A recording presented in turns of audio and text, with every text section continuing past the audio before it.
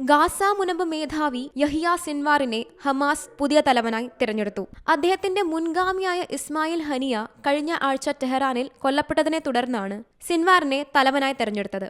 Islamic resistance movement Hamas നേതാവ് യഹിയ സിൻവാറിനെ പ്രസ്ഥാനത്തിന്റെ political ബ്യൂറോയുടെ തലവനായി തെരഞ്ഞെടുത്തതായി ഹമാസ് പ്രസ്താവനയിലൂടെ അറിയിച്ചു. പ്രഖ്യാപനം വന്ന് മിനിറ്റുകൾക്ക് ശേഷം ഗാസ മുനമ്പിൽ നിന്ന് ഇസ്രായേലിലേക്ക് റോക്കറ്റുകൾ തൊടുത്തതായി ഹമാസിന്റെ സായുധ വിഭാഗം എസദീൻ അൽ ഖസാം പറഞ്ഞു. ഒക്ടോബർ 7-ന് ഇസ്രായേലിനെതിരായ ആക്രമണത്തിന്റെ മുഖ്യ സൂത്രധാരന്മാരിൽ ഒരാളാണ് സിൻവാർ എന്ന് ഇസ്രായേൽ ആരോപിച്ചിരുന്നു. ഇറാനിലെ ടെഹ്റാനിൽ ഹനിയ കൊല്ലപ്പെട്ട് ഒരാഴ്ച തികയുന്നതിന് മുൻപാണ് ഹമാസിന്റെ പുതിയ മേധാവിയെ നിയമിച്ചത്. ഹനിയയുടെ കൊലപാതകത്തിൽ ഇറാനും ഹമാസും ഇസ്രായേലിനെതിരെ രംഗത്തെത്തിയിരുന്നു.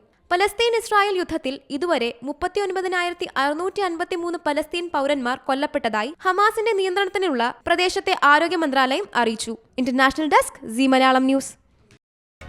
പുതിയ വാർത്തകളും വിശേഷങ്ങളും ഇനി വിരൽ തുമ്പിൽ. എല്ലാ ഡിജിറ്റൽ പ്ലാറ്റ്ഫോമുകളിലും ഇപ്പോൾ സീ മലയാളം ന്യൂസ് ലഭ്യം.